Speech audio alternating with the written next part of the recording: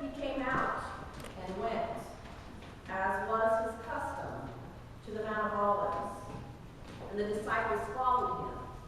When he reached the place, he said to them, "Pray that you may not come into the time of trial." Then he withdrew from them about a stone's throw, knelt down, and prayed. "Father, if you are willing, remove this cup from me. Yet not as my will, but yours be done." Then an angel from heaven appeared to him and gave him strength.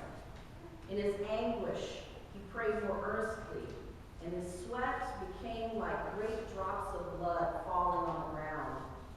When he got up from prayer, he came to the disciples and found them sleeping because of grief. And he said to them, "Why are you sleeping? Get up and pray that you may not come into the time of trial."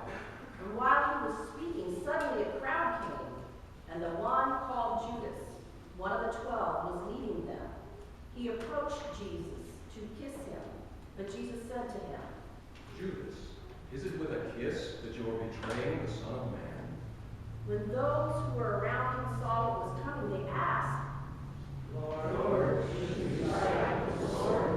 Then one of them struck the slave of the high priest and cut off his right ear. But Jesus said, "No more of this."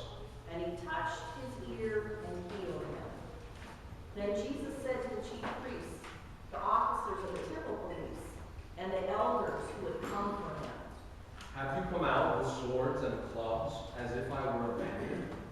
When I was with you day after day in the temple, you did not lay hands on me. But this is your hour and the power of darkness." Then they seized him and led him away, bringing him into the high priest's house. But Peter was following at a distance. When they had kindled a fire in the middle of the courtyard and sat down together, Peter sat among them. Then a servant girl, seeing him in the firelight, stared at him and said, This man also was with him.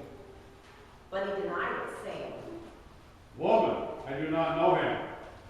A little later, someone else, on seeing him, said, You also are one of them. Man, I am not. Then about an hour later, still another kept insisting, Surely this is the man also who was with him, for he is a Galilean.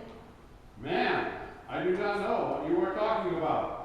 And at that moment, while he was still speaking, the cock crowed. The Lord turned and looked at Peter.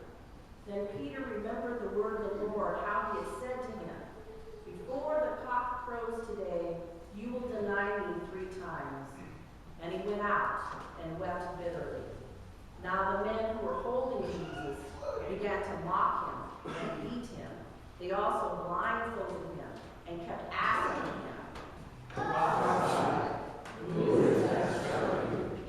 They kept heaping many other insults on him. When the day came, the assembly of the elders of the people, both the chief priests and the scribes, gathered together, and they brought him to their council, and they said, If you are the Messiah, tell us. If I tell you, you will not believe. And if I question you, you will not answer. But from now on, the Son of Man will be seated at the right hand of the power of God.